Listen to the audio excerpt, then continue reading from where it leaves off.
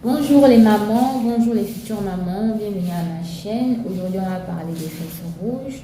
Les fesses rouges, c'est le petit phénomène en griffe qu'ont tous les nourrissons de 0 à 9 mois, provoqué par des couches qui ne se changent pas. Voilà. On laisse l'enfant avec la couche durant toute la journée, sinon de 6 heures ou de 7 heures jusqu'à midi, parce qu'on veut faire de l'économie et tout. Donc voilà, l'acide que contient les urines va irriter les fesses du nourrisson et voilà, il va en souffrir. Donc comment prévenir des fesses rouges? C'est ce que nous allons voir. Donc prévenir des fesses rouges, c'est déjà laver les fesses de bébé avec de l'eau et du savon. Ensuite, faire sécher avec une serviette propre, avec des serviettes digitales, et ensuite appliquer de l'huile. Ça peut être l'huile d'amande douce, ça peut être l'huile de cuisine, ça peut être l'huile d'olive, voilà.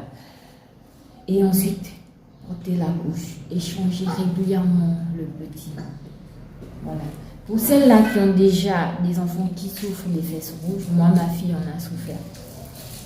Et mon astuce, c'était qu'après, en fait, ce que je viens de citer, donc après avoir donné lavé les fesses de bébé, après avoir séché les fesses de bébé, moi, je prenais mon huile, qui était l'huile d'amande douce, que je mélangeais, en fait, à du charbon.